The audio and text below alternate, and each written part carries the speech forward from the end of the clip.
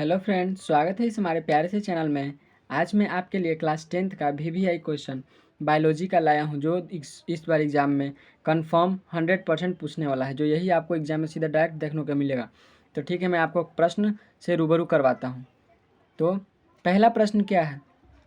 निषेचन किसे कहते हैं? पहला प्रश्न क्या है? निषेचन किसे कहते हैं? तो आप लोग ध्यान से समझिएगा, बहुत अच्छे से मैं बारीकी से आप लोगों को समझाऊँगा। सुनिएगा, सिर्फ सब याद हो जाएगा आपको, मेरी गारंटी याद करवाने की है। नर युग्मक और क्या? नर युग्मक और मादा युग्मक के संयोजन को निषेचन कहते हैं। क्या कहते हैं? नर युग्मक और मादा युग्मक के संयोजन को निषेचन कहते हैं। याद हो गया? आशा करते हैं कि याद हो गया होगा।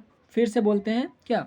नर युग्मक और मादा युग्मक के संयोजन को निषेचन कहते हैं। ठीक है, यह दो प्रकार के होते हैं। पहला बाह्य निषेचन, दूसरा अंत निषेचन। बाह्य निषेचन और अंत निषेचन। ठीक है, तो अगले प्रश्न की ओर चलते हैं। दूसरा प्रश्न क्या है? परागन किसे कहते हैं? परागन वीवीआई प्रश्न इस बार के लिए है, एकदम 100 में 100% आएगा तो आएगा। परागन, नर युग्मक के परागकण मादा युग्मक के वर्तिकाग्र पर जब पहुंचता है तो पहुंचने की प्रक्रिया को परागन कहते हैं। नर युग्मक के परागकण मादा युग्मक के वर्तिकाग्र पर पहुंचता है तो पहुंचने की प्रक्रिया को क्या कहते हैं? परागन कहते हैं। याद हो गया?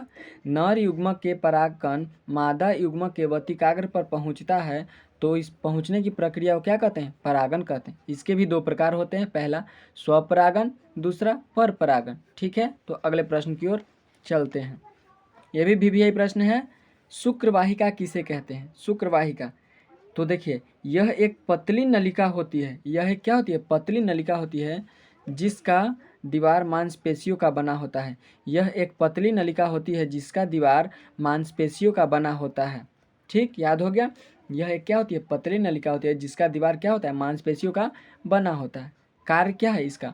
शुक्राणु को आगे बढ़ाना, शुक्राणु को आगे बढ़ाना। ठीक है, तो अगले प्रश्न की ओर चलते हैं। अगला प्रश्न क्या कहता है? परपोषण किसे कहते हैं? परपोषण किसे कहते हैं? तो देखिए, पोषण की वह प्रक्रिया जिसमें एक जीव भोजन के लिए दूसरे जीव पर निर्भर रहता है।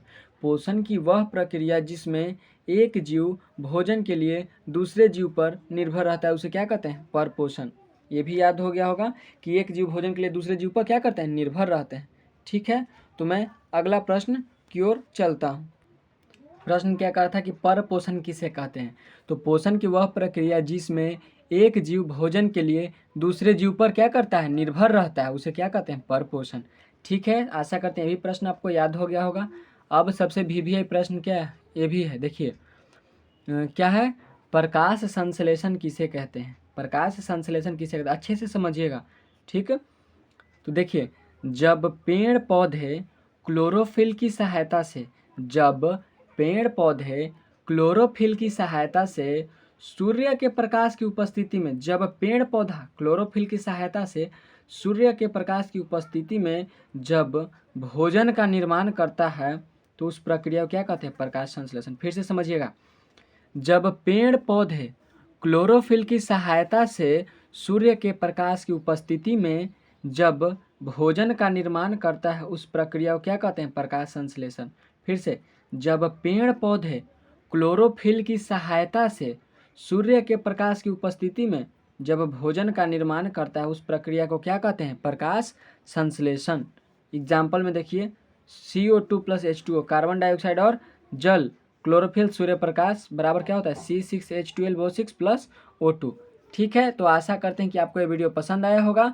तो वीडियो अगर ज़रा सा भी पसंद आए तो इस वीडियो को लाइक करें और चैनल को सब्सक्राइब करना नहीं भूलें। ठीक है, अब अगले वीडियो की ओर चलते हैं। बाय।